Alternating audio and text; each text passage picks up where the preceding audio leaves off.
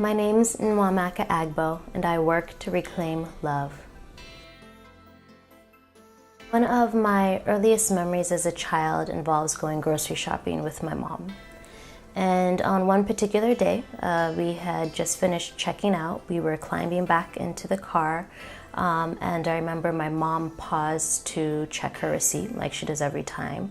My mom was going to school full-time, working full-time, and so getting the correct change was actually really, really important to her.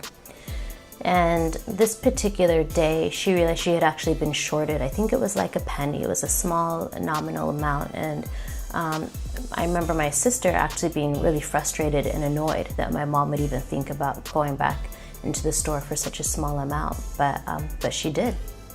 And so we climbed back out of the car. We went back to the cashier. My mom showed the cashier her change in her receipt.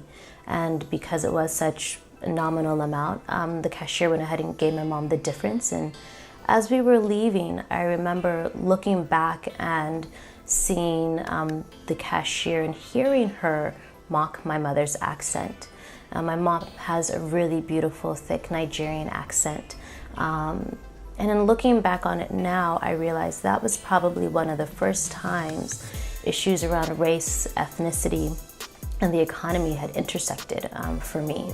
You know, many years later, I had the pleasure of working on the Ella Baker Center for Human Rights Green Collar Jobs campaign. And what was really impressionable for me about that piece of work was that it was a time where we were not just pushing back against what we didn't want in our communities, but we were actually bringing low-income communities of color together around a shared vision and to articulate a vision for hope and change for the things that we do want in our communities.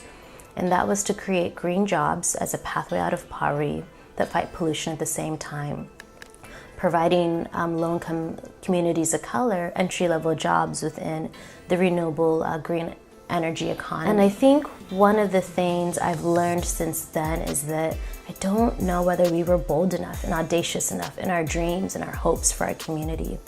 I think we should have actually been creating the jobs. We should have been positioning ourselves to own those jobs. And I think this is important because when you actually have decision-making power, you are able to embed your values within that business and therefore the local economy. And so if we were fighting for things like justice and equity, we would have been able to reflect those in how we build our businesses out, and that would have hopefully influenced our local economy. In 2008, I actually had the opportunity to go to the Mondragon Cooperative Corporation located in the northern Basque region of Spain. And I think that trip actually helped me to solidify this idea around ownership. It was an opportunity where I got to see from the university system to the banking system to manufacturing. The businesses within the corporation were cooperatives, meaning that workers had an opportunity to engage in governance and help make decisions around the business, and had an opportunity to actually be in leadership positions within the business. One of the projects I've been really honored to work on over the past few years has been Restore Oakland. Restore Oakland is a joint initiative of the Ella Baker Center for Human Rights and Restaurant Opportunity Centers United to create a restorative justice and community advocacy training center in the Fruitvale neighborhood of East Oakland. And so Restore Oakland will provide spaces for restorative justice programming and facilitation to happen. It will also provide training for workers within the restaurant industry, and it centers on supporting the most impacted populations, particularly formerly incarcerated individuals and workers in the restaurant industry. Restore Oakland has been a place where I've been able to experience what it looks like to actually bring groups together to figure out how will we steward this asset for the community.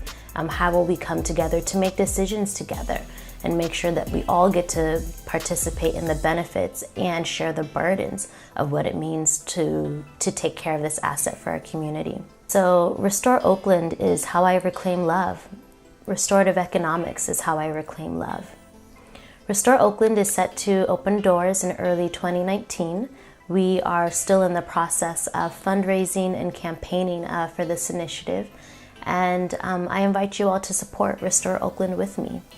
You can find out more about Restore Oakland at restoreoakland.org, and feel free to donate, feel free to get involved and reach out and to see how you can help reclaim love with us.